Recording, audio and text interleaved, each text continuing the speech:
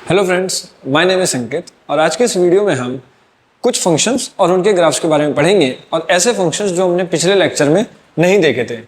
Lecture number 4 में हमने कुछ ग्राफ्स देखे थे जिसमें कि हमने कांस्टेंट फंक्शंस, पॉलिनोमियल फंक्शंस और इनके बारे में ग्राफ्स और इनके बारे में डोमेन, रेंज, वो सारी चीज़ें देखी थी। आज के इस लेक्चर में हम कुछ ऐसे फंक्शंस जो पॉलिनोमियल फंक्शंस नहीं हैं, हम उनके बारे में डिस्कस करेंगे, जिसमें कि कुछ फंक्शंस तो यहीं पर लिखे हुए हैं like e⁻x log x, but इनके अलावा भी जो 4 फंक्शंस यहाँ लिखे हैं, इनके अलावा भी like root functions, cubic functions, I mean cube root functions, उनके बारे में हम देखेंगे, उनका ग्राफ, उनका डोमेन, उनका रेंज। फाइन। सो सबसे पहला जो आज का फंक्शन है दैट इज रूट फंक्शन। सबसे पहले वही जो हम हर बार पिछले लेक्चर में भी हमने किया था, हम सबके domain, range, continuity, differentiability, type क्या है फंक्शन का, वो सब देखेंगे। अगेन मैं फिर से रिपीट करना चाहता हूँ कि जो ये लेक्चर है, ये लेक्चर एक बेसिक इंट्रोडक्शन है फंक्शंस के लिए। हालांकि जो 12th क्लास के जो सिलेबस में है, जो many one, one one on two types of function जो हमें बताना होता है, वो अभी अगले लेक्चर में आएगा। अगर आप इसमें से भी डायरेक्टली देखकर समझ पाते हैं, क्योंकि एग्जाम में तो कुछ भी क्वेश्चन आ सकता है, बट स्पेसिफिकली जो लेक्चर टाइप्स ऑफ फंक्शन के बारे में डील करेगा वो अगले लेक्चर है। फाइन। सबसे पहला स्क्वायर रूट फंक्शन। वैसे इसकी डेफिनेशन बताने में कुछ है नहीं, because y is equal to root x बहुत कॉमन फंक्शन है, रूट एक्स, ये इसकी डेफिनेशन है। नाउ इसका ग्राफ कैसा होगा? अब इसका ग्राफ बनाने के लिए अगर पता है तो अच्छी बात है, नहीं पता है तो हम इस तरीके से बॉक्स बना के भी कर सकते हैं। लाइक 0 पे 0 है, 1 पे 1 है, फिर 4 पे 2 है, इस तरीके से भी हम ग्राफ बना सकते हैं। या फिर दूसरा तरीका कि हम इसे बोल दें कि ये Y square equal to X है, Y square equal to X, इसका ग्राफ कैसा होता है? ये है एक राइट वर्ड पैराबोला। कैसा है ये? Right word parabola. ये बेसिकली ऐसा ग्राफ है। अगर हम इसको देखेंगे तो क्योंकि आप इसमें y की नेगेटिव, पॉजिटिव कुछ भी वैल्यू डालिए, आपको मिलेगा सिर्फ x ही, मतलब पॉजिटिव क्वांटिटी मिलेगी x की। बट क्योंकि इस ग्राफ में सिर्फ रूट है, इसका मतलब अगर मैं वैसे सोचूं तो यहां से जो आउटपुट निकल के आएंगे वो क्या होंगे? पॉजिटिव होंगे हमेशा, क्योंकि रूट एक पॉजिटिव आउटपुट देता है। क्योंकि आउटपुट पॉजिटिव है इसलिए y भी क्या रहेगा? हमेशा पॉजिटिव। इसलिए जो नीचे वाला है ये ग्राफ नहीं बनेगा। So this is the only graph. Fine. अगर ऐसे सोच सकते हैं ये भी अच्छा है, डब्बा बना के कर सकते हैं तो वो भी ठीक है। मतलब अल्टीमेट हमको ग्राफ की नॉलेज उनसे बनाते कैसे। फाइन। अब उसके बाद है डोमेन। इसका डोमेन क्या है? मतलब ऐसी x की कौन सी वैल्यूज हैं जो हम पुट कर पा रहे हैं। तो ऐसी x की कौन सी वैल्यूज हैं? यहाँ से हम शुरू हुए और इसके आगे हम कोई भी वैल्यू रखेंगे, कोई टेंशन नहीं है। इसका मतलब इसका डोमेन क्या है? 0 टू इन्फिनिटी। इसकी रेंज क्या है? अगेन यहाँ से ऊपर ऊपर ही आंसर आएगा सिर्फ, मतलब y हमेशा एक पॉजिटिव आंसर ही आएगा, इसलिए इसकी रेंज भी क्या है? 0 टू पॉजिटिव। अब हमें बताना है क्या ये 1 1 है कि मैनी वन फंक्शन है। अगेन अभी हमने सीखा नहीं, फिर से बार बार रिपीट कर रहा हूँ। अभी सिर्फ हम ऐसे ही ऑब्जर्व करके हम बता देते हैं कि 1 1 है या नहीं है। अगेन अपने माइंड में वैल्यू सोचिए कुछ लाइक 0 पे अलग आंसर है, 1 पे अलग है, 4 2 3, हर नंबर पे आपको एक डिफरेंट आंसर मिलेगा। किसी भी 2 नंबर पे आपको सेम आंसर नहीं मिलेगा। That's why the given function is 1 to 1 function. Now into है कि ऑन टू है। अब इनटू ऑन टू बताने के लिए हमको क्या पता होना चाहिए कि जो फंक्शन है वो कहाँ से कहाँ तक था। और हमने इस पूरे के पूरे सिलेबस में अपने फंक्शन को R to R he consider किया है, क्योंकि इसका जो डोमेन है, आई मीन द को डोमेन बेसिकली वो क्या है? Real number. बट जो इसकी रेंज है वो क्या है? 0 टू इन्फिनिटी, इसलिए ये हो गया एक इनटू फंक्शन। फाइन। इवन है कि ऑड है? नेगेटिव रखेंगे तो कुछ मिल नहीं रहा है। इनफैक्ट अगर आप इसमें अगर नेगेटिव रखेंगे तो आपको क्या मिला? ये कुछ नहीं है, this is imaginary term. Fine. और नेगेटिव बाहर भी नहीं आ सकता, तो इसका कुछ हो भी नहीं सकता। इसका मतलब इसकी जो सिमेट्रिसिटी है, जो सिमेट्रिक है, ना तो ये वाई एक्सिस के अबाउट सिमेट्रिक है, ना ही ओरिजिन के अबाउट सिमेट्रिक है, ऐसे फंक्शन है नन फंक्शन। मतलब ना तो ये इवन है ना ही ऑड है। उसके बाद है कंटिन्यूटी। क्या इस फंक्शन को यहाँ से बनाते टाइम उसके बाद पेन उठाना पड़ा? कभी कभी नहीं उठाना पड़ा। ऐसे फंक्शंस को कहते हैं कॉन्टिन्यूअस ऑन आर। अब आर बोलना ज़्यादा सही नहीं होगा, बिकॉज रियल नंबर पे तो ये डिफाइंड ही नहीं है। कंटिन्यूअस ऑन इट्स डोमेन बोल लीजिए। ये अपने डोमेन पे कंटिन्यूअस है, जो भी इसका डोमेन है, फाइन। इसी तरीके से कहीं पर भी इसमें शार्प टर्न नहीं है, बहुत स्मूथ है ये जो ग्राफ है, इसलिए यह बोलेंगे differentiable on its domain, you can say. ये लीजिए, फाइन। एक बहुत सिंपल सा फंक्शन जिसका कि हमने ग्राफ बनाया और उसके बाद हमने उसके बारे में लिखा जो भी हो सकता था। इसी तरीके से आपके पास जो भी ग्राफ आए, आपसे पूछा क्या गया है इससे मतलब नहीं है, आपको उसके बारे में हर चीज पता होनी चाहिए at least. Now the other function is cube root function, जो इसी के जैसे है, जैसे स्क्वायर रूट था, थोड़ा सा डिफरेंट है, थोड़ा सा क्या मतलब डोमेन और रेंज में तो काफी ज्यादा डिफरेंट है। जो डेफिनेशन है वो क्या है, y is equal to cube root of x। इसी तरीके से लिखते हैं, this is the cube root function. इसका ग्राफ कैसा हो सकता है, वैसा अगर सोचेंगे तो एक डब्बा बनाइए, ये लीजिए। स्क्वायर का बनाना थोड़ा सा इजी है एज कंपेरेटिवली इसके, x y, 0 पे 0, 1 पे 1, ये दो तो काफी कॉमन है। -1 पर -1 ही आंसर मिलेगा। इफ यू नोटिस दिस, कि अगर आप यहाँ पे -1 रखते हैं तो -1 का क्यूब रूट -1 ही होता है। ये स्क्वायर के जैसा नहीं होता कि इमेजिनरी टर्म आ जाएगी। इस तरीके से अगर -8 अगर यहाँ पर लिखा होता, मतलब दिस इज इक्वल टू -2। ये एक छोटी चीज है जो हमको पता होनी चाहिए। मतलब -2 को अगर 3 बार मल्टीप्लाई करते हैं तो -8 आ जाता है, इस तरीके से। तो जो इसका डोमेन है सबसे पहले वो क्या हो जाएगा, रियल नंबर। मतलब ऐसी कोई भी x की वैल्यू नहीं है जो आप नहीं रख पा रहे हैं, सारी की सारी आप वैल्यूज रख सकते हैं। 0 पे 0 है, 0 पे 0 आ रहा है, 1 पे 1 आ रहा है, उसके बाद डायरेक्टली 8 पर 1 पे 1, 0 पे 0, 1 पे 1, और फिर उसके बाद डायरेक्टली 8 कहीं यहाँ पर होगा, 8 पर इसका आंसर 2 आएगा। तो बस बात इतनी सी है कि जो इसकी स्पीड है स्क्वायर वाले कंपैरेटिवली थोड़ी सी डाउन रहेगी। मतलब आपको ऐसा फील होगा कि तो सीधी लाइन जा रही है, क्योंकि फिर सोचो ना, फिर 27 पर जाके इसका नंबर आएगा कहीं 3 पर। तो बेसिकली स्पीड कम है, बट ऐसा नहीं है कि चलेगा ही नहीं ग्राफ, चलेगा बिल्कुल। फिर इसी तरीके से -1 पे -1, तो यहाँ से भी जो ग्राफ की जो स्पीड है वो इस तरीके से रहेगी। स्पीड कम है बट बनेगा पूरे में, मतलब पूरी की पूरी x एक्सिस को कंज्यूम कर जाएगा और पूरी की पूरी y एक्सिस को भी कंज्यूम कर जाएगा। इसलिए जो इसकी रेंज होगी वो क्या हो जाएगी, r हो जाएगी। सो रेंज इज r। दो चीजें हो गई। अब हमें बताने, ग्राफ भी हो गया, डेफिनेशन भी हो गई, 4 चीजें हो गई। हम बताने क्या ये इवन है कि ऑड फंक्शन है। तो जैसे देख कर ही समझ जाइए, ओरिजिन के अबाउट सिमेट्रिक आ रहा है ये, तो इसलिए ये एक फंक्शन है ऑड फंक्शन। ये लीजिए, इवन फंक्शन कौन सा होता है, वाई एक्सिस के अबाउट सिमेट्रिक होते हैं। हम बताना है 1 1 है कि नहीं है। आपको हर वैल्यू डालने पे अलग ही वैल्यू मिल रही है, इसलिए ये 1 1 है। एंड ऑन टू है या नहीं है, अगेन जो रेंज है वो कोडोमेन के बराबर है, कोडोमेन रियल नंबर ही ले रहे हैं हम हर बार, तो इसलिए यह ऑन टू भी है। इसके बाद कंटिन्यूस एंड डिफरेंशिएबल। तो कंटिन्यूस है क्या, बिल्कुल कोई दिक्कत नहीं है, continuous on R and similarly differentiable on R. ये लीजिए, इतनी सारी बातें एक ग्राफ के बारे में, एक फंक्शन के बारे में पता होनी चाहिए। कोई भी फंक्शन है, बार बार सेम चीज रिपीट कर रहा हूँ, उससे मतलब नहीं है बुक वाले ने क्या पूछा है। बुक वाले तो आपसे 11th में पूछता है, डोमेन रेंज 12th में पूछता है, 1 1 ऑन टू मैनी 1 इनटू, इस तरीके से। ये आपकी जिम्मेदारी है कि आप एक फंक्शन को एक पेज पर लिखें, उसका ग्राफ बनाएं और उसके बारे में सारी की सारी जानकारी लिखें, जो बेसिक है, जो प्री डिफाइंड फंक्शन है। फिर बताया था मैंने कि ऐसे 10 से ज़्यादा फंक्शंस नहीं है, कम से कम उतनों का तो लिख ही लीजिए। फाइन। नाउ अब चलते हैं रैशनल फंक्शन पे। ओके, रैशनल फंक्शंस किस टाइप के फंक्शंस होंगे, रैशनल, जो पी बाई क्यू के फॉर्म में होंगे। इसमें भी अगर हम इसको सिंपल करने की कोशिश करें, मतलब रैशनल फंक्शंस वो फंक्शंस होंगे जो कुछ ऐसा दिखते होंगे, P X by G X करके, something like that, Q X, I mean G X लिख दिया मैंने, क्यू एक्स। जो इस तरीके के फंक्शंस होंगे, फ्रैक्शंस में होंगे, वो रैशनल फंक्शंस कहलाएंगे।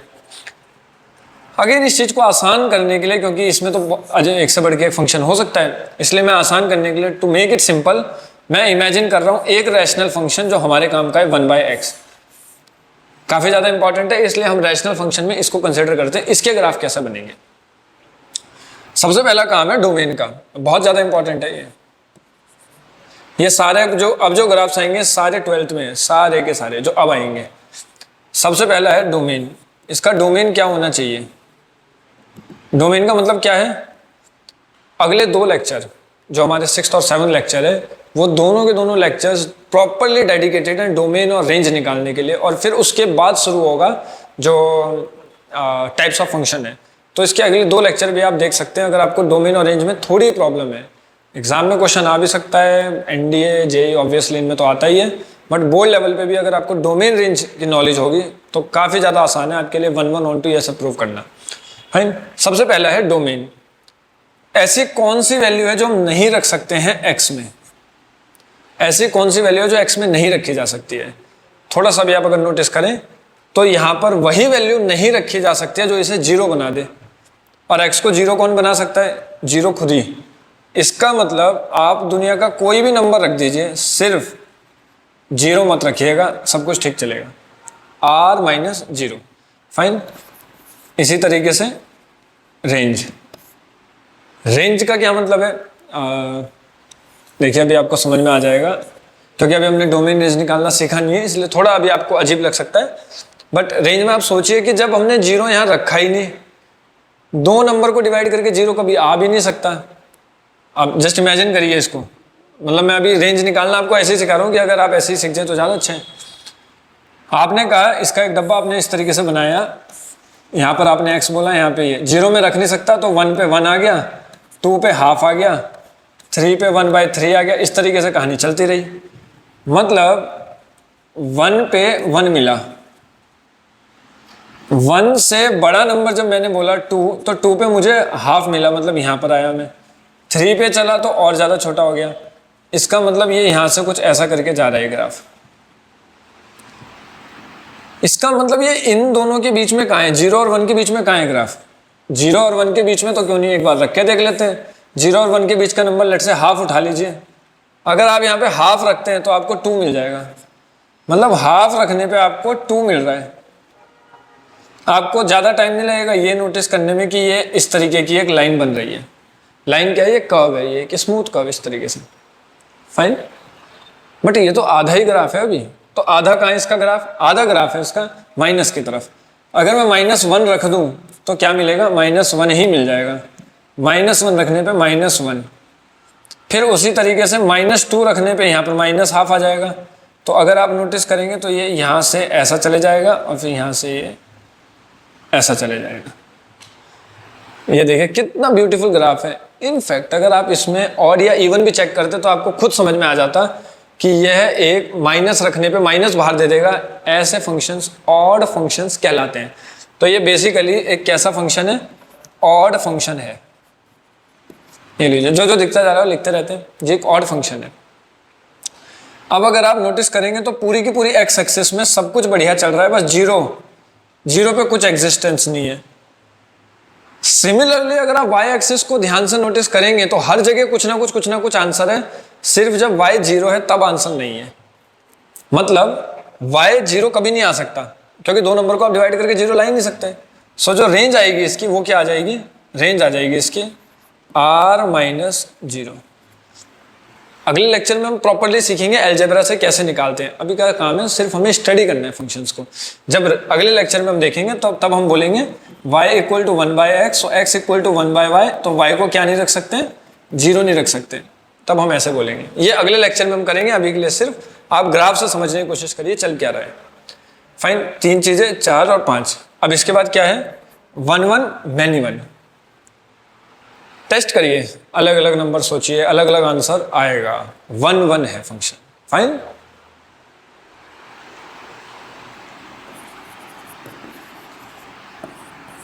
इसी तरीके से ऑन टू इनटू चेक करिए, क्या ये ऑन टू है या नहीं है। अगेन जो रेंज आ रही है इसकी वो ये है, और जो हम मानते हैं कोडोमेन वो क्या होता है? R/R ये होता है, इसलिए हम इसे बोलेंगे इनटू, क्योंकि रेंज कोडोमेन के बराबर नहीं है।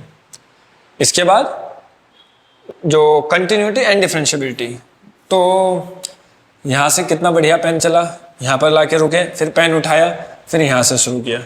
इसका मतलब पेन कहाँ पे उठाना पड़ा? कॉन्टिन्यूअस ऑन r-0 या फिर कॉन्टिन्यूअस ऑन डोमेन। अपने डोमेन पे ये फंक्शन कंटिन्यूअस है। सिमिलरली शार्पनेस कहीं भी नहीं है, इसलिए डिफरेंशिएबल ऑन डोमेन। ये लीजिए। इतनी बातें हैं, बार बार रिपीट कर रहा हूँ, ये बातें हमको पता होनी चाहिए हर फंक्शन के बारे में। Fine. Now modulus function. Modulus function की डेफिनेशन क्या है? y equal to mod x। ये डेफिनेशन है मॉडुलस फंक्शन की। मॉडुलस का मतलब क्या होता है? देखिए, मॉडुलस का जो एग्जैक्ट मीनिंग होगा वो ये है, मान लीजिए यहाँ पर 0 है, it's a number line, 0 1 2 3, sorry it's -1 and -2। इस तरीके से हमने एक नंबर लाइन बनाई। आप लेट्स से इस पॉइंट पर हैं particularly. What is the distance from the origin? Your distance from origin is 2 units. But अगर आप यहाँ पर भी होते तब भी आपका डिस्टेंस कितना होता ओरिजिन से? 2 units. Since the distance is an absolute quantity, वो हमेशा एक पॉजिटिव क्वांटिटी रहती है जो डिस्टेंस है, इसलिए हम यह बोल सकते हैं कि अगर आप -2 यूनिट्स भी चले हो, मतलब अगर आप 2 कदम लेफ्ट में चले हो, तो इसका मतलब आप -2 स्टेप्स आपने लिए हैं, क्योंकि बैक पर हम आए हैं। अगर हम इसका मॉड लगा दें तो 2 बन जाएगा। तो आम भाषा में सिर्फ इतनी सी बात है कि मॉडुलस का मतलब होता है the distance from the origin. और ये सिर्फ 1 डायमेंशन में नहीं, ये 2 डायमेंशंस में भी है। अगर आप इस पर्टिकुलर पॉइंट पे रहेंगे और आपको यहाँ से यहाँ तक का डिस्टेंस कवर करना है, तो बेसिकली आप क्या बोलेंगे? यहाँ से यहाँ तक के लिए इतना डिस्टेंस निकालने के लिए आप पाइथागोरस थ्योरम लगाते हैं, मतलब जिसे पाइथागोरस थ्योरम बोलते हैं हम। अगर आप इतना डिस्टेंस निकालेंगे तो आप नोटिस करेंगे कि अगर ये डिस्टेंस x है और ये डिस्टेंस y है, तो ये वाला डिस्टेंस √x² प्लस y² ही आता है। ये थोड़ा गंदा लिखा गया, √x² प्लस y² ही आता है। और ये वही डिस्टेंस है, मतलब जो लेंथ आएगी रूट, ये उतना ही है जितना डिस्टेंस फॉर्मूले से ओरिजिन से डिस्टेंस बनता है। अगर डिस्टेंस फॉर्मूला जो 10th में पढ़ते हैं हम, अगर आप उससे निकालेंगे इस कोऑर्डिनेट की दूरी ओरिजिन से, तो वो उतनी ही बनेगी जितनी बाय पाइथागोरस थ्योरम बनती है, xy 0 0। So simply the point is the modulus means the distance from the origin. अब अगर ओरिजिन से डिस्टेंस जो है वो -5 कदम का है तो वो 5 लिखा जाएगा, और अगर 5 कदम का है तो वो 5 ही लिखा जाएगा। इसलिए वी से कि मॉडुलस फंक्शंस 2 हिस्सों में ब्रेक होते हैं। कैसे? सबसे पहले हम इसको लिख सकते हैं y इज इक्वल टू एक -x और एक +x। ये आउटपुट नहीं है, गलती मत करना। इसका आउटपुट तो क्या आएगा? इसका आउटपुट हमेशा क्या रहेगा? एक पॉजिटिव क्वांटिटी ही रहेगा। लाइक इफ आई से, जो इसका आउटपुट है वो तो हमेशा पॉजिटिव है, पॉजिटिव आउटपुट ही देगा ये हमेशा, जैसे रूट देता है। लेकिन ये तो मैंने अभी सिर्फ इसी को बाइफरकेट करके लिखा है और कुछ नहीं। इन 2 चीजों को एक साथ लिखना ही तो मॉड है। ये तो खाली 2 डंडे हुए ना, इसका कोई मैथमेटिकल वैसा सिग्निफिकेंस थोड़ी। अगर मुझे क्वेश्चन सॉल्व करना है तो मुझे जाना तो इसी मोड में ही पड़ेगा। ये तो सिर्फ एक समझाने के लिए है, राइट। -x कब? जब x 0 से छोटा है, और जब 0 से बड़ा है तब पॉजिटिव, और जब x 0 के बराबर है तब 0। इसका मतलब क्या है? मैंने इसी लाइन को इन 3 हिस्सों में ब्रेक करके लिखा है ना। What does it mean? It mean अगर आपको पॉजिटिव आउटपुट चाहिए और आपने बोला कि भैया मेरे पास तो -5 है, तो -5 को +5 बनाने का तरीका क्या है? भाई आप उस पर नेगेटिव से ही तो मल्टीप्लाई करोगे उसे। वही हमने भी किया है कि अगर x 0 से छोटा कभी आप नंबर लेंगे, मान लीजिए -1 -2 कुछ भी, और आप वो यहाँ पर रखते हैं, तो माइनस से माइनस सेट होने के बाद प्लस ही दे देगा, जो हमारा मकसद है प्लस लाना। 0 पे तो 0 है ही, उसे छोड़ दीजिए।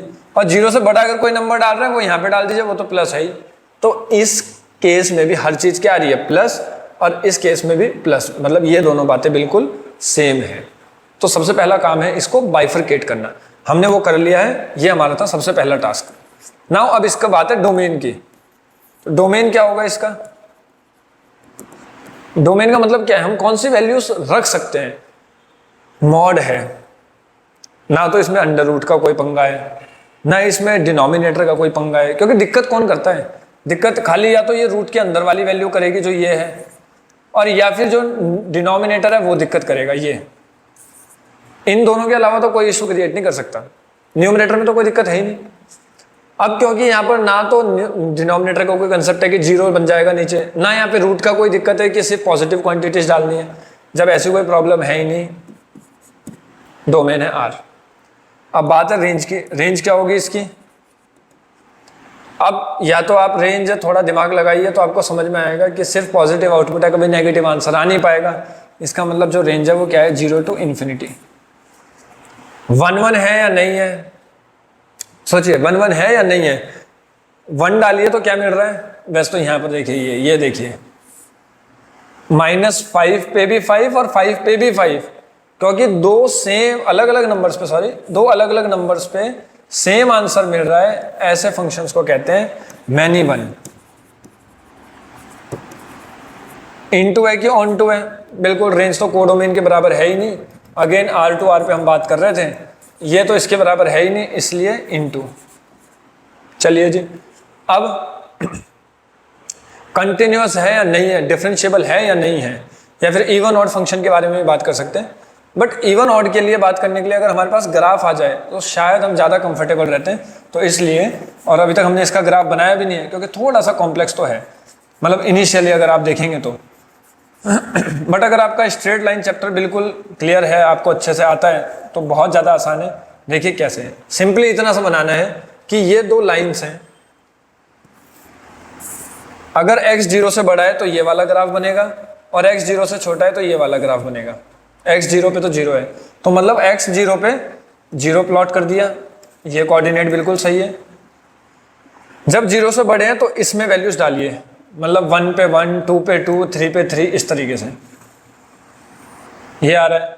और जब x 0 से छोटा है, -1 पे +1, -1 पे आपको +1 मिलेगा, -2 पे आपको +2 मिलेगा। आप नोटिस करेंगे इस तरीके का ग्राफ बनेगा, वी शेप ग्राफ है, जो कि मॉडुलस फंक्शन का है। 1 1, 2 2, 3 3, इस तरीके से, -1 1, -2, इस तरीके से, मतलब सेम मान सकते हैं। ये थोड़ा सा ऊपर नीचे हो गया, फाइन। वी शेप का ग्राफ बनेगा, जो कि इसका बनेगा। अब आप खुद समझ सकते हैं कि ये y एक्सिस के अबाउट सिमेट्रिक है। ऐसे फंक्शंस को क्या कहते हैं, इवन फंक्शंस। तो ये एक इवन टाइप का फंक्शन हो गया। कहीं पर पेन उठाना पड़ रहा है क्या, यहां से बैठे कहीं पर पेन नहीं उठाना पड़ा, continuous on R, real number पे कंटिन्यूअस है, कोई टेंशन ही नहीं है। डिफरेंशिएबल अब इस पॉइंट पर नहीं है, मतलब यहां पर क्या आ गया, शार्पटन आ गया। शार्पटन आ गया मतलब डिफरेंशिएबल नहीं है। क्यों नहीं है, क्योंकि डिफरेंशिएबिलिटी का मतलब है at every point of the curve there must exist a unique tangent. Curve के हर पॉइंट पर यूनिक टेंजेंट होनी चाहिए। बट क्योंकि इस पूरे के पूरे कर्व में इस पर्टिकुलर पॉइंट पर यूनिक टेंजेंट नहीं मिल पाएगी, बिकॉज किसी पर्टिकुलर पॉइंट की तो क्या ही टेंजेंट होगी, क्योंकि यूनिक टेंजेंट यहां पर नहीं आ पाएगी, इसलिए डिफरेंशिएबल ऑन r -0, मतलब 0 को छोड़ के बाकी हर जगह क्या है, डिफरेंशिएबल है, तो कोई प्रॉब्लम नहीं है। फाइन। कोई चीज बच गई है क्या, 1 2 3 4 5 6 7 8, या एवरीथिंग इज फाइन। फाइन। तो बेसिकली हमने कुछ नहीं करा, पहले मॉड फंक्शन देखा, फिर हमने उसके बारे में 1-2 मिनट ये बात करी कि मॉड की डेफिनेशन क्या है, उसे बोलते क्या है, उसकी एग्जैक्ट मीनिंग है distance from the origin, absolute value. Then फिर हमने उसको बाइफरकेट करना सीखा, फिर हमने डोमेन देखा, फिर रेंज, फिर many one into, even odd, continuous, differentiable and graph. Fine. इतनी चीजें हर फंक्शन के लिए हम लिख रहे हैं। Now signum function. अब सिग्नम फंक्शन क्या है, पहले मैं इसको एक्चुअल डेफिनेशन लिखता हूं इसकी क्या है, उसके बाद फिर चेंज करेंगे।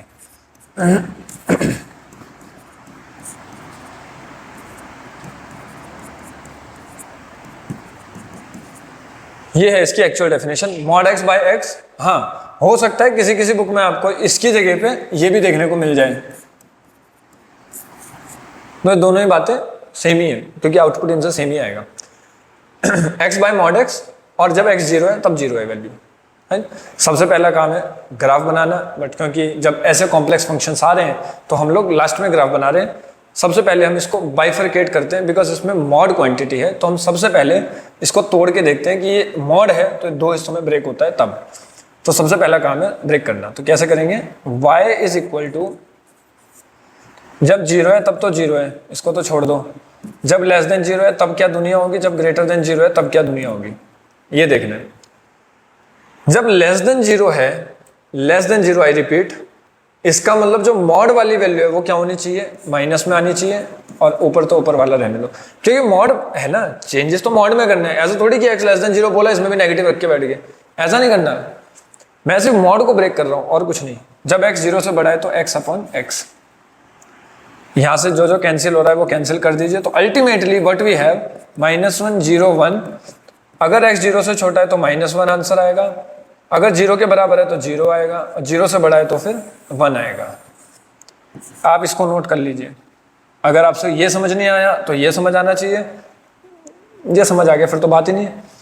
सिग्नम फंक्शन एग्जाम में ऐसे भी आ सकता है, ऐसे भी आ सकता है, दोनों तरीकों से आ सकता है। फाइन। नाउ अब इसका काम है कि हम इसमें डोमेन, रेंज, ये सब चीजें पता करें। Now what does domain mean? Domain का मतलब क्या है कि हम कौन सी वैल्यूज रख सकते हैं। कोई डिनोमिनेटर तो है ही नहीं, कुछ भी नहीं है, सब फाइनल होकर कटफट गया। डोमेन आर मतलब दुनिया कोई भी नंबर रखो कोई इशू नहीं है। रेंज क्या है? रेंज का मतलब है आएगा क्या क्या। आप देखिए जब फाइनल आ रहा है ना, तो अगर 0 से बड़ा कोई भी इस दुनिया का नंबर उठाएंगे तो 1 आंसर आएगा, 0 से छोटा कोई भी दुनिया का नंबर उठाएंगे -1 आएगा, और 0 पे 0 आएगा। इसका मतलब इस दुनिया में खाली 3 आंसर्स आएंगे इस फंक्शन के, और कोई आंसर आएगा ही नहीं। इसलिए इसको लिखेंगे -1 0 1 इन कर्ली ब्रेसेस, सेट फॉर्म में, ना कि इंटरवल फॉर्म में, बिकॉज 3 ही एलिमेंट्स आ रहे हैं। फाइन। तो डोमेन, रेंज। अब बताने की मैनी 1 है कि 1 1 है, ऑन टू है कि इन टू है, इस तरीके से। रेंज कोडोमेन के तो बिल्कुल बराबर नहीं है, ये तो बिल्कुल दूर से ही देख के आप बता देंगे, क्योंकि ऐसा नहीं है, इसलिए यह है इनटू। और क्या 1 1 है या नहीं है? तो 1 1 कैसे पता करते हैं? 2 वैल्यूज लीजिए, उन पे सेम आंसर आ रहा है कि नहीं आ रहा। अभी देखना कैसा आएगा। आपने बोला 2 और 3, 2 और 3 इन दोनों नंबर पे क्या आंसर आ रहा है? 1 आ रहा है, क्योंकि 0 से बड़ा तो कोई भी नंबर उठा लो, 0.1 0.2 0.3, उस पर जिंदगी भर आंसर क्या आएगा? 1, क्योंकि 2 अलग अलग वैल्यूज पे सेम आंसर मिल गया है, इसलिए बोलेंगे मैनी 1। ये लीजिए। फाइन। आप पॉज कर करके भी देख सकते हैं वीडियो को, ऐसा नहीं कि आप बिल्कुल मेरी तरह नोट्स बना लें, इसको रट लें, नहीं। आप पॉज करिए, देखिए, समझिए, फिर लिखिए। फाइन। 4 चीजें हो गई। अभी ग्राफ बचा हुआ है, इवन है कि ऑड है, इसके बारे में पता करने के लिए, क्योंकि हम यहाँ पे तो शायद आप ना समझ पाए, इसलिए हम इसको अभी के लिए छोड़ देते हैं इवन ऑड के बारे में। हम डायरेक्टली चलते हैं कंटिन्यूटी पे। क्या ये फंक्शन कंटिन्यूअस होगा या नहीं होगा? क्योंकि हम लोगों ने कंटिन्यूटी भी अभी तक इस तरीके से नहीं देखी है, बिना ग्राफ के, ना डिफरेंशियबिलिटी, इसलिए हम इसका पहले ग्राफ बनाते हैं ताकि हमको समझ में आ जाए कि क्या है।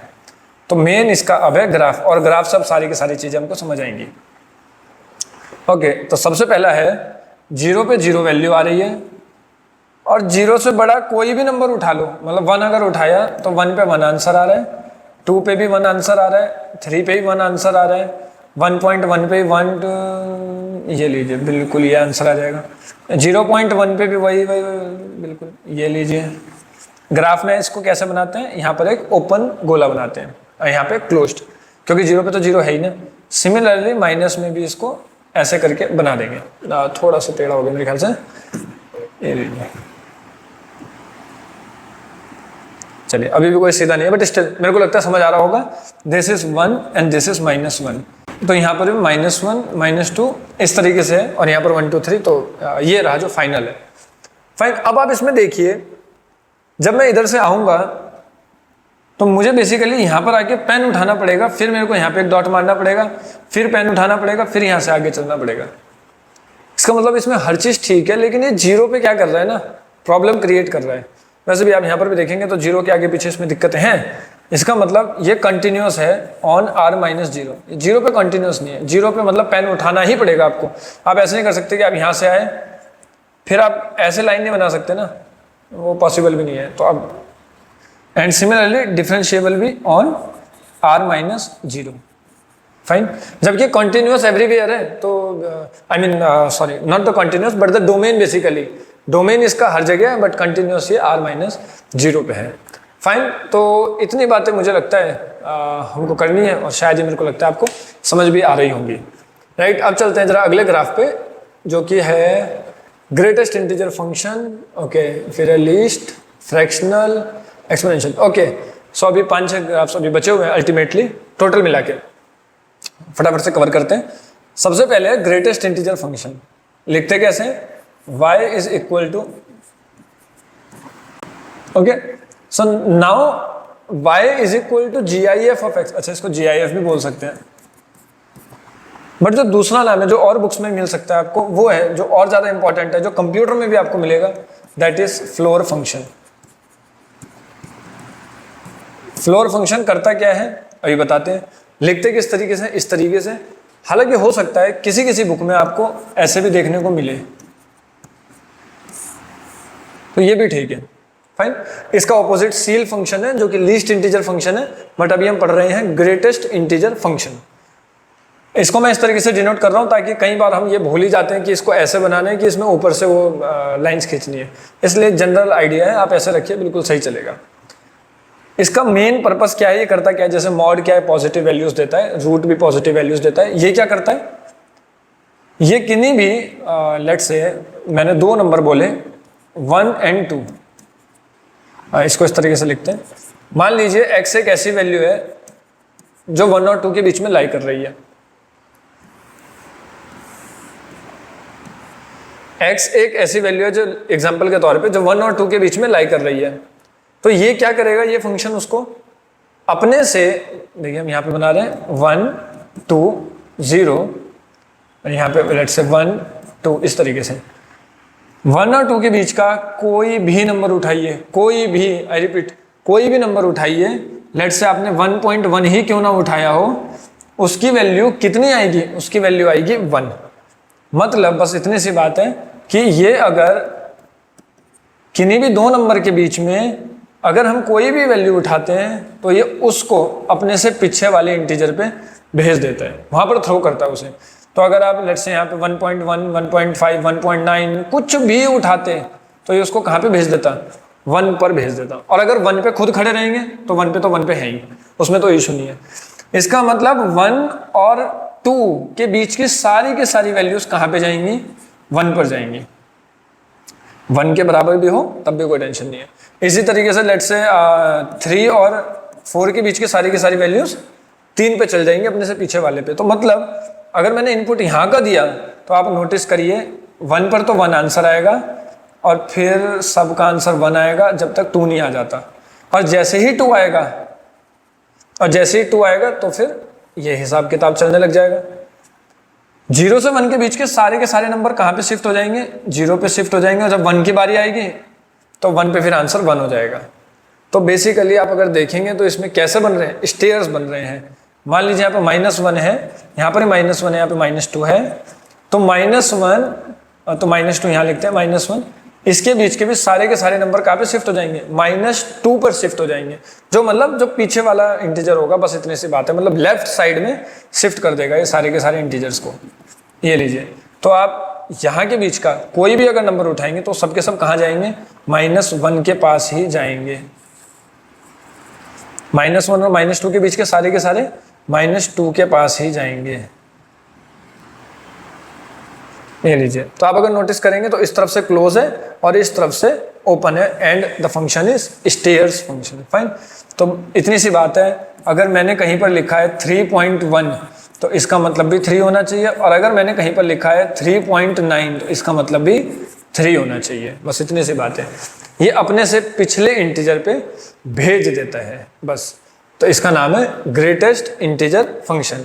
अब इसका नाम ग्रेटेस्ट क्यों होगा, जबकि ये तो भेजता तो अपने से पीछे वाले पर है, तो ग्रेटेस्ट इंटीजर क्यों बोलते होंगे इसे, क्योंकि जो अपने से पीछे वाला जो इंटीजर हो, मतलब अपने से नियरेस्ट इंटीजर की बात नहीं कर रहा हूं मैं, ये राउंड ऑफ फंक्शन नहीं है, ये है जो भी अपने के अगर नियरेस्ट होता तो राउंड ऑफ होता, जो भी इंटीजर अपने से छोटा होना चाहिए लेकिन ग्रेटेस्ट होना चाहिए। अब अपने से छोटा हो और ग्रेटेस्ट हो, इसका मतलब जो सबसे पहले जो लेफ्ट साइड में आ रहा होगा दैट इज द ग्रेटेस्ट, अपने से लेकिन छोटा होना चाहिए बस।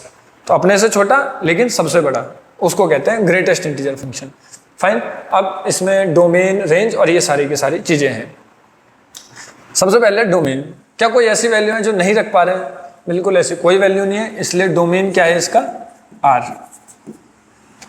रेंज क्या है इसकी, मतलब आउटपुट के तौर पे हमें क्या मिल रहा है, इसके तो नाम में ही वैसे छुपा हुआ है।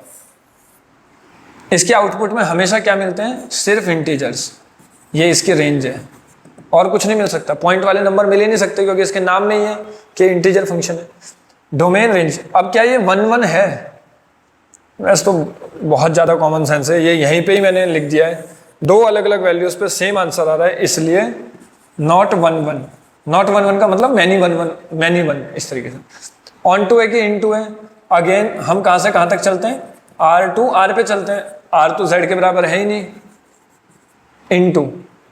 फाइन, बहुत सिंपल है, जो जो जैसे जैसे मैंने डेफिनेशंस पढ़ी हुई है वैसे वैसे अप्लाई करता जा रहा हूँ। ग्राफ हो गया, डेफिनेशन हो गई, ये चार चीजें हो गई। इवन है कि ऑड है?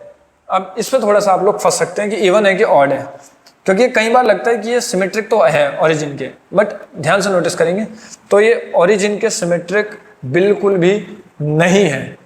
ये ओरिजिन के सिमेट्रिक नहीं है, मतलब ओरिजिन के सिमेट्रिक तो ये, जैसे अगर मैं बोलूँ, आप अगर नोटिस करें तो मैं एक कदम इधर गया तो मुझे एक कदम इधर चलना चाहिए था।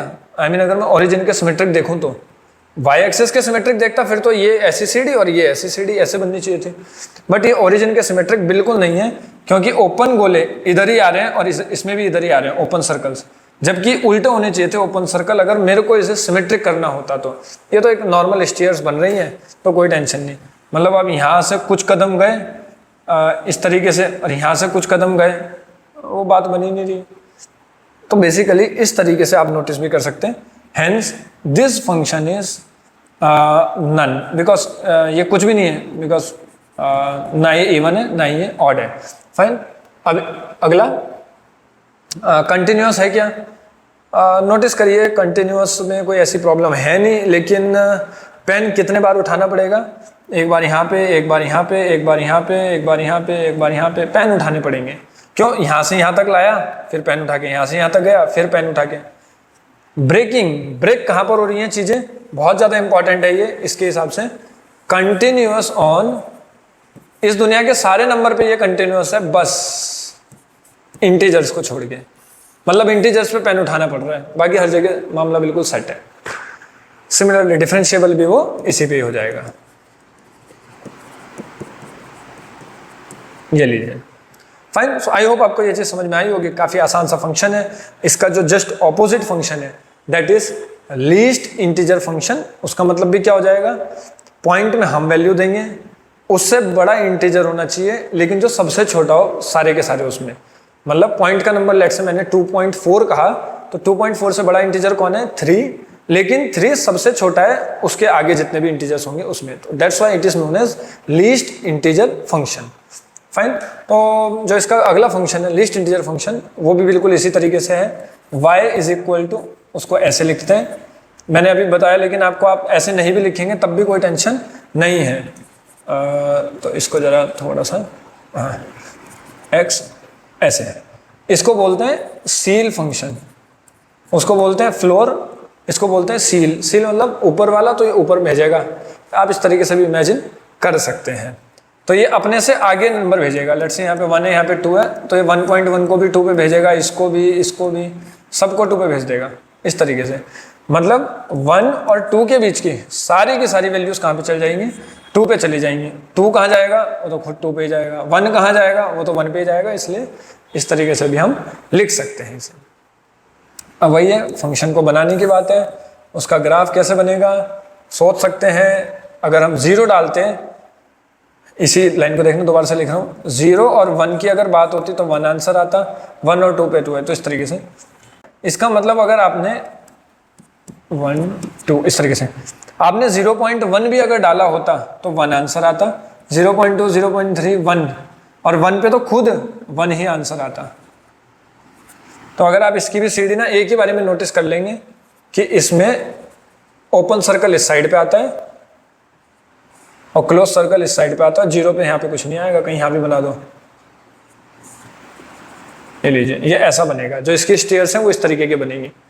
फाइन, इसमें भी ऑलमोस्ट सारी चीजें वही हैं जो उसमें थी, लाइक डोमेन, इसका डोमेन भी रियल नंबर है, इसकी range, domain real number, range इसकी इंटीजर्स है, 1 1 ऑन 2, वो सारी बातें भी गलत हैं। ये एक इनटू फंक्शन है क्योंकि z है ना इसमें, जो वो r के बराबर नहीं है।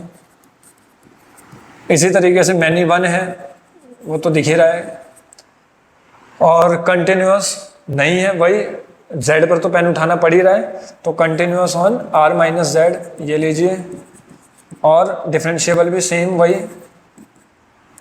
तो इतनी सारी बातें ग्राफ हमने बना ही लिया है, और इवन ऑड तो नन है, ये भी ये लीजिए बिल्कुल वैसा ही ग्राफ था। सो आई थिंक ये एक काफ़ी आसान सा फंक्शन है, greatest integer function, but 12th की बुक्स में काफ़ी सारी जगहों पर यूज़ भी हुआ है। कंटिन्यूटी, डिफरेंशिएबिलिटी हो सकता है कैलकुलस में भी आ जाए, बिल्कुल आ सकता है, इंटीग्रेशन में आ सकता है। वैसे भी जो मॉड के फंक्शंस हैं वो इंटीग्रेशन में बहुत आते ही हैं, तो मे भी हो सकता है कुछ नया CBSE ICSE ट्राई करने का सोचे तो बिल्कुल इस टाइप के फंक्शंस डाल सकता है। Fine. So now we have fractional part function. इसको लिखने का क्या तरीका है, y is equal to curly braces of x। Fine. इससे जो आंसर निकल कर आएगा वो आएगा न्यूमरेटर अपॉन डिनोमिनेटर में, क्योंकि फ्रैक्शनल पार्ट है जिसमें कि numerator is less than denominator. I think इसे इम्प्रॉपर फ्रैक्शन भी बोलते हैं। Fine. y is equal to fractional part of x। Now imagine करिए कि मैं बोल रहा हूं मुझे 2.3 का फ्रैक्शनल पार्ट चाहिए। इसका मतलब ये होगा कि मुझे 2.3 से जो फ्रैक्शन निकल के आएगा दैट इज 0.3, मुझे वो चाहिए। मतलब अगर मैं इसको दो हिस्सों में ब्रेक करूं तो मुझे ये चाहिए, this is known as fractional part. इसका जो फ्रैक्शनल पार्ट है, तो फ्रैक्शनल पार्ट जो है वो जिंदगी भर 0 से 1 के बीच में ही आएगा हमेशा, क्योंकि कोई भी नंबर है वो पॉइंट के बाद तो 0 या 1 के बीच में ही फ्लोट करता है। फाइन। 1 भी नहीं होगा, 1 से छोटा ही होगा, मतलब इस तरीके से। अब अगर आप नोटिस करें तो मुझे कुछ ऐसा फंक्शन बनाना है, जैसे मैंने मॉड में ब्रेक किया, सिग्नम फंक्शन में ब्रेक किया, मुझे इसमें ब्रेक करना है, तो मैं किस तरीके से ब्रेक करूंगा कि मेरा काम भी बन जाए। तो मान लीजिए मेरे पास 2.3 आया, क्या मैं यह बोल सकता हूं कि 2.3 को अगर मैं इसी का ग्रेटेस्ट इंटीजर फंक्शन निकाल दूं तो यहां से तो मुझे 2 मिल जाएगा, और इसमें अगर मैं फ्रैक्शनल पार्ट ऐड कर दूं 2.3 का, मतलब जब लिखने का नोटेशन है ये, और 2.3 का फ्रैक्शनल पार्ट इज 0.3, तो मेरे पास वही चीज आ जाएगी वापस से।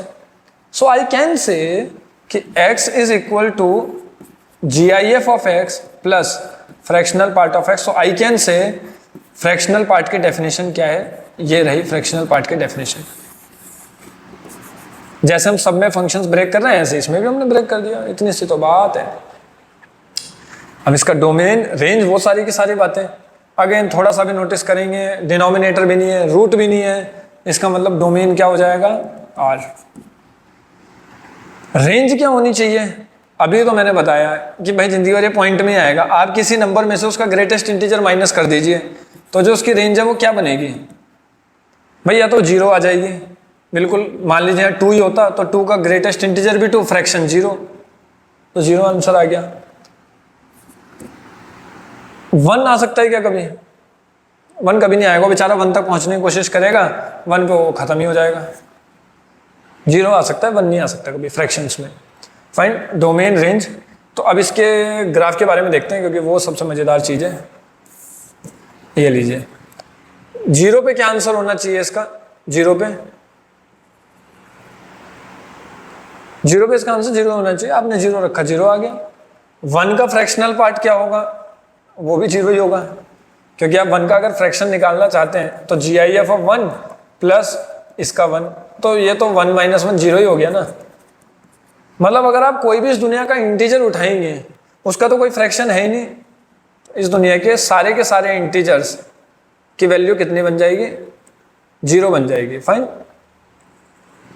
ये लीजिए इस तरीके से सारे के सारे इंटीजर्स आपको 0 देके जाएंगे, मतलब 1 भी, 2 भी, 3 भी, 4 भी, 0 भी, -1 -2 भी, सब के सब आपको 0 देके जाएंगे। फाइन।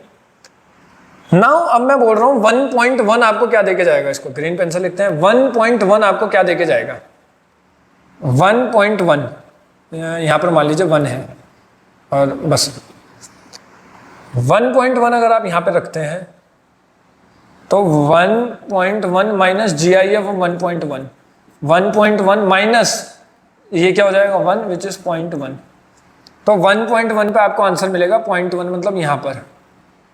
फिर आप इसी तरीके से चलते रहेंगे तो आप समझेंगे कि जब तक आप 2 पे पहुंचेंगे आपको फील होगा लाइक 1.9 पे अगर आप सोचेंगे तो 1.9 minus 1.9 which is 1.9 minus 1.9 which is 1.9 minus 1 which is 0.9, तो 0.9 मिलेगा। 1.99 पे आपको 0.99 मिल जाएगा, 2 पे क्या मिलेगा आपको? 2 पे तो फिर से 0 मिल जाएगा। इसका मतलब 2 पे आपको 0 मिला। मैं देखिए यहाँ पर एक ओपन मार रहा हूँ और यहाँ पर ये किस तरीके की लाइन खींच रहा हूँ, वो थोड़ा सा यहाँ से डॉट्स बिंदी थोड़ी सी इधर उधर हो गई, बट चलिए कोई बात नहीं, फाइन। तो इस तरीके से जैसे जैसे आप पॉइंट से आगे चलते रहेंगे वैसे वैसे आप 1 के नज़दीक पहुँचते रहेंगे। जैसे ही आपने सोचा 2 रखता हूँ तो आप रीसेट हो गए। 2 से 3 के बीच में फिर से वही गाड़ी चलेगी दोबारा से, 3 से फिर से चलेगी वही गाड़ी, 0 से फिर वही गाड़ी चलेगी। ये गाड़ी इस तरीके से चलती रहेगी। इंटरेस्टिंगली सेम काम इधर भी होगा, थोड़ा सा अटपटा जरूर होगा लेकिन होगा यही काम। -1 से 0 का बीच का कोई भी नंबर अगर उठाते हैं तो सेम ही काम होगा इस टाइम भी। -2 से 1 के बीच में भी, -1 के बीच में भी सेम ही काम होगा। तो इस तरीके से इसमें इस तरीके के आपको स्टेयर्स दिखाई देंगी। अगर आप चेक करना चाहते हैं तो लेट्स से -1.5 पे मैं चेक कर लेता हूँ। -1.5 इज इक्वल टू, मतलब अगर मुझे इसका ग्रेटेस्ट इंटीजर निकालना है तो -1.5 और -1.5, -1.5 पीछे जाएगा GIF में तो -2 दे देगा, which is +2 only, which is 0.5। तो -1.5 को मेरे को मिला 0.5, -1.5 मिला मुझे 0.5 और वो बिल्कुल वही है। तो अगर आप नोटिस भी करना चाहते हैं तो ये एक बहुत ज़्यादा अच्छा फंक्शन है। आपको इसमें करना कुछ नहीं है, सिर्फ फ्रैक्शंस निकालने थे, फ्रैक्शनल पार्ट फेच करना था, दैट्स इट। तो हमने इसके डोमेन, रेंज, ग्राफ और जो डेफिनेशन है उसके बारे में देखा। क्या ये एक इवन फंक्शन है? बिल्कुल नहीं। अगर इसको इवन फंक्शन होना होता तो फिर इसको ऐसे जाने पड़ते, मतलब फिर इस तरीके से जाना पड़ता है इसे। तो इसलिए बिल्कुल कंफ्यूज नहीं करना कि इवन तो नहीं है, नहीं, ये बिल्कुल भी इवन फंक्शन नहीं है। इसके साथ साथ ये 1-1 है क्या? 1-to-1 फंक्शन है क्या ये? बिल्कुल भी नहीं है 1-to-1। क्यों? क्योंकि अगर आप नोटिस करिए तो आपको 1.1 पे मिला 0.1, आपको 2.1 पे भी वही मिलेगा, 0.1 ही आंसर मिलेगा, 2.1 पे भी, 3.1 पे, यहाँ पर भी, यहाँ पर भी, यहाँ पर 1000 जगह पर सेम आंसर मिलेगा। मैन्युअल इनटू है कि ऑनटू है? इनटू है तो बहुत गंदा वाला इनटू है, बिकॉज इसमें तो रेंज कोडोमेन के बिल्कुल ही बराबर नहीं है, फाइन। और आई थिंक कंटिन्यूटी वही हर जगह पे बढ़िया चल रहा है, कंटिन्यूअस है। अगेन इंटीजर्स पे अभी भी क्या हो रही हैं, चीज़ें टूट रही हैं, इसलिए मस्ट पेन चला, फिर इंटीजर पे आया, फिर पेन उठाया, फिर पेन, तो continuous on real number, but Z पे दिक्कत है इसलिए उन्हें हटाना पड़ेगा। Same with differentiability. तो आई थिंक आपको यहाँ तक काफ़ी हद तक तो समझ में आ गया होगा कि हमारा मकसद क्या, हम करना क्या चाह रहे हैं। हम हर फंक्शन के जो डेटा है वो निकालना चाह रहे हैं, उसमें जो भी चीज़ें हो सकती हैं वो हम लिखना चाह रहे हैं बस, ताकि हम जब आप आगे पढ़ेंगे इस चैप्टर को तो हमें बिल्कुल भी दिक्कत ना हो, हमें पता रहे कि अच्छा यार वहाँ पे तो ऐसे ऐसे किया था, डायरेक्टली हमारा आंसर भी आ जाए, fine. Now the next function is exponential function. देखिए इसमें हमने केस बना रखे हैं, 2 केस, एंड सिमिलरली लॉग में भी 2 केस चलेंगे, फाइन। 2 केस का क्या मतलब है इसमें? जैसे कि एक्सपोनेंशियल का जब हम नाम लेते हैं तो हमारे माइंड में हो सकता है ये आता हो e⁻x, where e is an Euler's number, fine, जो 2 से 3 के बीच में होता है, it's an irrational number. But I am just assuming कि हम e⁻x के लिए नहीं पढ़ रहे हैं, हम एक जनरल 2⁻x के लिए पढ़ रहे हैं, 2, 3, 4 मतलब कुछ भी नंबर हो सकता है। So I am just assuming कि a⁻x is known as the exponential function, fine. y is equal to a⁻x is known as exponential function. हालांकि किसी ने अगर एक्सपोनेंशियल एंड लॉग्स इस तरीके का कोई चैप्टर पढ़ा है 9th 10th में, ICSE में है, तो वहां पर हम एक्सपोनेंशियल इसी को मानते हैं, फाइन। अब इसमें 2 केस बन सकते हैं, क्या क्या? आप ये बात जानते होंगे कि किसी भी नंबर की पावर कुछ भी करो, किसी भी नंबर की पावर अगर बढ़ाते रहो तो वो नंबर इंक्रीज करता रहता है। मतलब अगर कोई नंबर इस दुनिया में 1 से बड़ा है, उसकी अगर हम पावर कुछ भी करेंगे तो वो नंबर और बड़ा हो जाएगा। बट अगर कोई नंबर 0 से 1 के बीच में लाई कर रहा है और फिर हमने उसकी पावर बढ़ानी शुरू करी तो वो नंबर और ज़्यादा डिक्लाइन करता है। लाइक आपने अगर 0.1 का स्क्वायर करा तो वो और छोटा हो जाएगा, 0.1 का क्यूब करा तो वो और छोटा हो जाएगा। इसलिए 2 केस हैं। कब कब? सबसे पहले मैंने केस 1 लिया है जिसमें कि मैं लेट कर लेता हूँ a की value, I am just saying 2 ले लेते हैं। मतलब एक ऐसा नंबर जो कि जब a लाई करेगा 1 से बड़ा नंबर हो। तो मैं पहले एक ऐसा केस बना रहा हूँ जिसमें कि a एक 1 से बड़ा नंबर है, तो y जो है मेरे को वो ऐसा दिखाई देगा 2 की पावर x। अब मुझे इसके बारे में स्टडी करनी है, अब क्योंकि इसके बारे में जो स्टडी होगी वही 3 to the power x, 4 to the power x सबकी सेम ही होगी ऑलमोस्ट, राइट। इसका ग्राफ बनाने के लिए वही डब्बा x y, इस तरीके से सबसे पहले 0 रखेंगे तो 1 आ जाएगा जैसा होता ही है, x 0 तो y 1, x अगर 1 होगा तो y 2, 2 होगा तो 4, 3 होगा तो 8, इस तरीके से। नोटिस करिए पावर जितनी ज़्यादा बढ़ेगी x की वैल्यू तो बेचारी आराम से बढ़ेगी, मतलब अगर आप सोचें तो ये 10 तक ही पहुंच पाएगा, ये बेचारा 1024 तक भी पहुंच जाएगा, क्योंकि 2 की पावर 10 इज 1024। मतलब x की स्पीड बहुत धीमे चलेगी, बट y की स्पीड की बहुत ज़्यादा तेज होगी, y की स्पीड। तो इसका ग्राफ अगर आप देखेंगे तो कैसा बनना चाहिए, 0 पे वैल्यू 1 आनी चाहिए, तो 0 पे 1 ये रहा, 1 पर 2, 0 पे 1, 1 पर 2 ये रहा, फिर 2 पे 4, तो 2 पे 4 यहाँ कहीं होगा, तो आप नोटिस करेंगे तो ये ऐसा जाएगा ये ग्राफ। फाइन, अब नेगेटिव नंबर्स डाल के देखिए, माइनस अगर पावर डलेगी, लेट्स से मैंने चलो यहाँ आगे कर देते हैं क्योंकि वैसे भी यहाँ पे तो किसी काम का नहीं है ये। -1 अगर डलेगी तो 2 की power -1 is half which is 0.5, तो -1 पे जो वैल्यू आएगी वो 0.5 आएगी। इसी तरीके से अगर आप यहाँ -2 डालते हैं तो 2 की power -2 which is 1/4 which is 0.25 और छोटा, मतलब -2 पे और छोटा। तो आप देखिए और ज़्यादा हाफ होते जा रही हैं चीज़ें, आपको फील होगा कि ये ग्राफ ऐसा जाएगा। ये लीजिए, देखिए कितना ब्यूटीफुल ग्राफ है ये। एक्सपोनेंशियल ग्रोथ बोलते हैं ना लाइफ में, कैरियर में एक्सपोनेंशियल ग्रोथ होनी चाहिए, मतलब शुरू में तो धीमा धीमा चढ़ो लेकिन एक स्टेज के बाद फिर रॉकेट होना चाहिए। इस तरीके के जो फंक्शंस हैं वो कहलाते हैं एक्सपोनेंशियल फंक्शंस। फाइन, ये उसका ग्राफ है, ये उसकी डेफिनेशन है, ये हमारा एजम्पशन है। अब आइए इसके डोमेन पे, तो इसका डोमेन क्या होना चाहिए, कौन सी वैल्यूज हैं जो नहीं रख पा रहे हो आप, आपने 0 भी रख दिया, प्लस भी रख दिया, माइनस भी रख दिया, सब तो रख दिया, इसका मतलब इसका डोमेन क्या है, R। इसकी रेंज क्या आएगी, वैसे तो देखिए ग्राफ से सब समझ में आता है। रेंज का मतलब क्या है, क्या कभी y एक्सिस में नीचे की तरफ ग्राफ बन रहा है, नहीं, y एक्सिस में हमेशा ऊपर की तरफ ग्राफ बन रहा है। क्या कभी 0 आंसर आ सकता है, 2 की ऐसी कौन सी पावर डालूं कि 0 आंसर आ जाए, कोई ऐसी पावर नहीं है। तो रेंज है इसकी 0 टू इन्फिनिटी, दोनों साइड में ओपन, क्योंकि 0 भी नहीं आ सकता ना कभी, इसलिए 0 टू इन्फिनिटी। डोमेन हो गया, रेंज हो गया। फिर क्या ये इवन है कि ऑड है, नहीं ये कुछ भी नहीं है, माइनस प्लस डालेंगे, किसी की भी सिमेट्री नहीं है, इसलिए यह एक नन फंक्शन है। 1 1 है क्या, बिल्कुल हर वैल्यू पे आपको अलग आंसर मिल रहा है, इसलिए 1 1 है। ऑन टू है क्या, बिल्कुल भी नहीं, रेंज दे बहुत अलग है, और जो हम लेते ही हैं वो R टू R चलते हैं, बिल्कुल ये बराबर नहीं है, इसलिए इनटू। कंटिन्यूटी बहुत ज़्यादा स्मूथ है। डिफरेंशिएबिलिटी कोई चोंच नहीं है, कोई शार्प टर्न नहीं है, डिफरेंशिएबल ऑन R। ये लीजिए, लिख दिए सारी चीज़ें, हद्दी सिंपल चीज़ें हैं ये सारी की सारी। यही सेम प्रॉपर्टीज अगले केस में भी चलेंगी, बट जो अगले केस का जो ग्राफ है वो थोड़ा सा आपको अलग दिखेगा। Why, because in this case I am assuming कि जो a की वैल्यू है वो 0 से 1 के बीच की रही होगी। अगर वो 0 से 1 के बीच के, इसका मतलब मैं एज्यूम कर सकता हूँ, let a equal to half ले लेते हैं, इसका मतलब 1/2 की पावर x, मेरे को इसका ग्राफ बनाना है। तो आप नोटिस करेंगे ना चीज़ें उल्टी हो जाएंगी, मैंने पहले 2 की पावर x का बनाया, अब 1/, बना रहा हूँ, तो चीज़ें अब उल्टी हो जाएंगी, बाकी कुछ नहीं बदलेगा।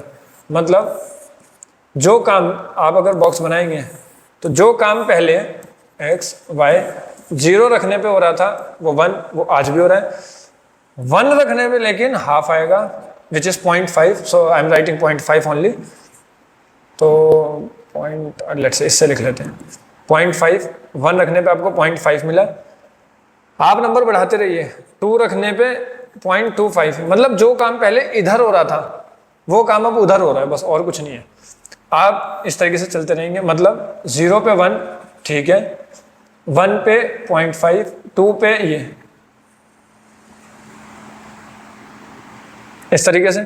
और आप अब नेगेटिव में डालिए, -1 डालिए, तो -1 पे क्या हो जाएगा, यहाँ पे -1 आ जाएगा तो ऊपर चला जाएगा तो 2 हो जाएगा। तो -1 पे कितना हो जाएगा, ये 1 है ये 2 है, -1 पे 2, ये लीजिए इस तरीके से। तो आप थोड़ा सा भी अगर नोटिस करेंगे तो आपको समझ में आ जाएगा कि ऐसा जाएगा ये ग्राफ, -1 फिर आप -2 डालेंगे तो 4 हो जाएगा इस तरीके से। तो द पॉइंट इज कि पहले जो ग्राफ था वो कैसा था, पहले वाला ग्राफ में येलो कलर से बनाता हूँ, पहले वाला ग्राफ ऐसा था और अब का ग्राफ ऐसा है, बस इतनी सी बात है। इसमें 3 to the power x 4 to the power x, but उनका जो नेचर अल्टीमेटली वो सेम ही रहता है। फाइन, तो ये थी एक्सपोनेंशियल वाले की बात। इसमें जो डोमेन रेंज है वो सारी चीज़ें सेम है, इसलिए हमने एक बार लिख लिया, अब दोबारा लिखने की कोई जरूरत नहीं है। नाउ जो लास्ट फंक्शन है हमारे पास वो है लॉगैरिथमिक फंक्शन। लॉगैरिथमिक फंक्शन कौन से हैं, y equal to log x, जिनको हम बोलते हैं generally y equal to log x। But इसमें भी वही है कि दो टाइप के हैं इसमें भी, क्योंकि इसमें एक जो छोटी चीज़ है जो कि हम नोटिस नहीं करते हैं जनरली, वो है ये बेस log ax। इस बेस पे बहुत सारी चीज़ें डिपेंड करती हैं कि ये बेस क्या है, क्या ये 1 से बड़ा है बेस, अगर है तो अच्छी बात है, ग्राफ अलग बनेगा, नहीं है तो फिर ग्राफ अलग बनेगा जैसा भी पीछे बना था। बट आप अगर नोटिस करेंगे तो इसमें मतलब लॉग का ग्राफ बनाने के लिए हमको e टू दी पावर पे जाना ही पड़ता है, मतलब इसको एंटी लॉग तो बनाना पड़ेगा, एक्सपोनेंशियल पे तो जाना ही पड़ेगा, क्योंकि लॉग की वैल्यू सब मैं x डालूंगा तो मेरे को तो टेबल है ही नहीं मेरे पास, तो या तो मैं कैलकुलेटर से करने बैठूँ तब मैं उस ग्राफ को बना सकता हूँ। बट अगर आप एज अ ह्यूमन बीइंग आप बिना कंप्यूटर काम करेंगे, बिना किसी लॉग टेबल के, तो आपको कैसे पता कि लॉग 20 की वैल्यू कितनी है, फिर उसके लिए वो सब सीखना पड़ेगा, मेंटेसा और वो सारी चीज़ें। इससे बढ़िया है इसको e टू द पावर बना दिया जाए। इस चीज के लिए आपको एक छोटा सा कंसेप्ट सीखना पड़ेगा। मान लीजिए कहीं पर लिखा है ये पूरे के पूरे कैलकुलस में, मैं एनसीईआरटी की बात कर रहा हूँ, किसी और बुक की बात नहीं कर रहा हूँ, आई रिपीट मैं एनसीईआरटी की बात कर रहा हूँ। एनसीईआरटी के हिसाब से इस लाइन का मतलब है और इस लाइन का मतलब दोनों सेम है। एनसीईआरटी के एक पेज पर यह बात लिखी है, मैं पेज नंबर कोट भी कर दूंगा अगर कमेंट में आप पूछेंगे। y equal to ln x और y equal to log x, इन दोनों का मतलब एनसीईआरटी में सेम है। मतलब एनसीईआरटी में मेंशन्ड है ln x का मतलब क्या होता है, log बेस ex, ये होता है इसका मतलब, और इसका मतलब क्या होता है log 10x। बट एनसीईआरटी में लिखा है क्योंकि पूरे के पूरे कैलकुलस में वो एक्सपोनेंशियल e पे डिफाइंड होता है, इसलिए वहां पर हम ये वाली बात ही नहीं करेंगे। इसका मतलब अगर कहीं भी पूरी बुक में y equal to log x लिखा है तो आप उसे बाय डिफॉल्ट क्या मानेंगे, e बेस पर ही मानेंगे। इसका यह मतलब हुआ कि जब log दूसरी तरफ जाता है तो क्या बनता है, e to the power y बनता है, ये बनता है जब असली में जब क्वेश्चन आते हैं। तो अगर आप आईसीएसई बोर्ड के बच्चे हैं, आपने 9th में log पढ़ा है, फिर तो ये आपको तुरंत समझ में आ जाएगा। मतलब इस लाइन को हम ऐसे लिख सकते हैं, और इस लाइन में अगर मैं दोनों साइड में log अप्लाई कर दूं तो y आगे आ जाता है, फिर ये log e बनता है जो कि 1 होता है, फिर y, तो y equal to log x, वही बात है। तो मतलब इसको ऐसे भी लिख सकते हैं। अगर ये आपको समझ नहीं आया है तो मैं log के ऊपर एक पूरा का पूरा चैप्टर, एक पूरा का पूरा टॉपिक बना दूंगा, आप वो भी देख सकते हैं। x equal to a to the power y, मतलब बस ये रट लीजिए, log जब दूसरी साइड में जाता है तो e बनता है, e जब दूसरी साइड में जाता है तो log बनता है, बस इतनी सी बात है। फाइन, क्योंकि यहाँ पर बेस e था इसलिए ऐसा हुआ। अब यहाँ पे a बेस है तो ये कैसा बन जाएगा, x equal to a to the power y, बस इतनी सी बात है। और आपको तुरंत अब सबको समझ में आ जाएगा कि अरे यार ये तो सारी बातें वही हैं। दोबारा से कौन सी बातें, ये सारी की सारी चीजें वही वाली है कि अब टेबल बनेगा, फिर ग्राफ बनेगा, फिर वही सारी चीजें लिखी जाएंगी, फिर यहाँ पे x आएगा, y आएगा। अब उल्टा सोचेंगे, y को अगर हम 0 रखते हैं तो a टू द पावर 0 तो 1 ही होता है। बट फिर से वो कहते हैं ना कि एक बार केस बना लेते हैं यहाँ पर भी, ताकि आपको भी समझ में आ जाए। तो केस 1 में क्या मान लेते हैं, जब a की वैल्यू ग्रेटर देन 1 होगी, a ग्रेटर देन 1 है तो 2 मान लीजिए, x equal to 2 to the power y, ये मैंने लेट कर लिया है। फाइन, मैं इसके करस्पॉन्डिंग बना रहा हूँ। अब ये जो टेबल है, 0 रखा y पे 1 आया, अगर 1 ही रख देता तो 2 आ जाता, 2 रख देता 4 आ जाता, 3 रख देता तो 8 आ जाता, -1 रखता तो 0.5 आता, -2 रखता तो 0.25 आता। मुझे लगता है इतनी नॉलेज तो बहुत ज़्यादा है टेबल बनाने के लिए। बिल्कुल, चलिए जी बना लेते हैं टेबल कह रहा हूँ, ग्राफ सॉरी। 1 पे 0 ये रही, 1 पे 0 ये रहा, 2 पे 1 ये रहा,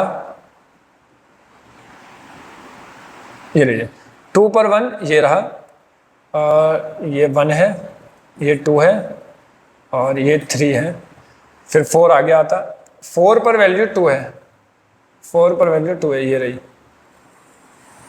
ऐसा जाएगा।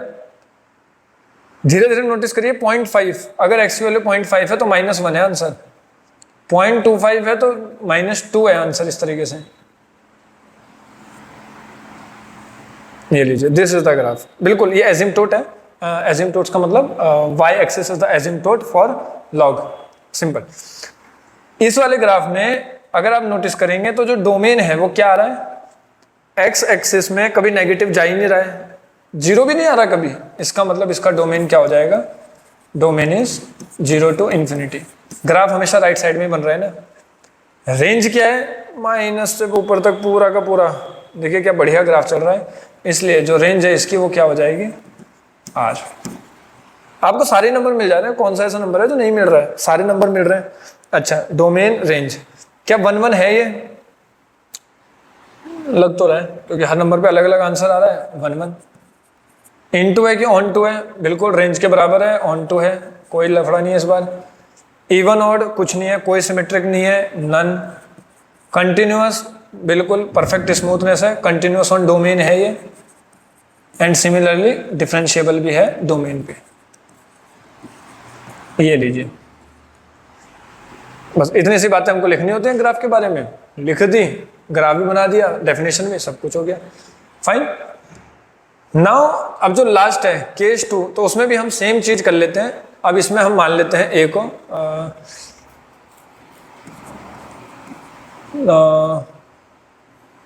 0 से 1 के बीच में है, और जो वहाँ चल ही रहा था x = a⁴y, तो लेट a = ½ कर लेते हैं, तो x = ½ y, ये इस तरीके से आ गया।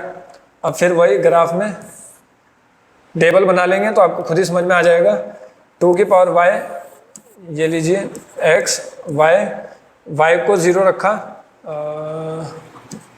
हाँ y को 0 रखिए तो 1 आया, y को 1 रखिए तो ½ आया, y को 2 रखिए तो वही ना y/4 आ जाएगा, 0.25 आ जाएगा। इसमें भी आप नोटिस करेंगे तो वही चीज़ें बनेंगी सारी की सारी, x पे 1 पे y पे 0, ये रहा। x अगर 0.5 है, x अगर 0.5 है तो y 1 आ रहा है, ये रहा। फिर और यहाँ पे तो आप नोटिस करेंगे ना, ये वाला ग्राफ ऐसा जाएगा। ये लीजिए, जो इससे पिछला वाला ग्राफ था वो कैसा गया था, वो ऐसा गया था। जो एक्सपोनेंशियल्स के ग्राफ थे वो कैसे गए थे, और एक लास्ट ग्राफ जो कि ब्लैक कलर से बनाया था, जो कि ऐसा था, समथिंग लाइक दैट। ये रहे 4 ग्राफ्स, एंड इंटरेस्टिंगली यही चारों के चारों ग्राफ्स हमने जब लेक्चर शुरू हुआ था तो डेस्मोस पे प्लॉट करे थे, जो कि इस तरीके से थे। अगर आप इनमें से इन ग्राफ्स को ध्यान से देखेंगे तो ये देखिए, ये वाला और ये वाला ब्लैक एंड वायलेट, अब तो समझ आ नहीं रहा होगा, काफ़ी इसकी क्वालिटी लो करी गई है, बट अगर कभी इसे एक्चुअली में डालूंगा तब आप देखना इसे। तो ये जो ग्रीन वाला है, ये जो ब्लू वाले हैं, ये दोनों के दोनों एक्सपोनेंशियल और ये दोनों के दोनों logarithmic graphs.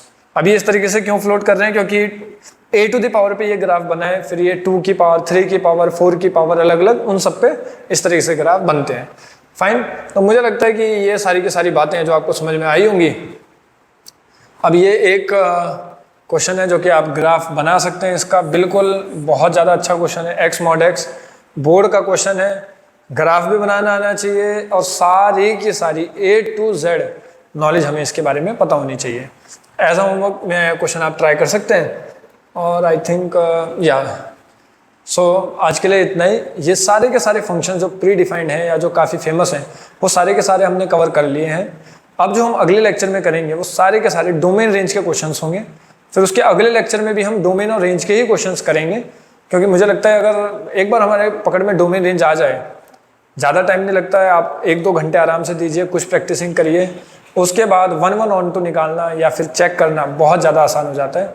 And then after 2 lectures हम शुरू करेंगे types of functions. Thank you so much.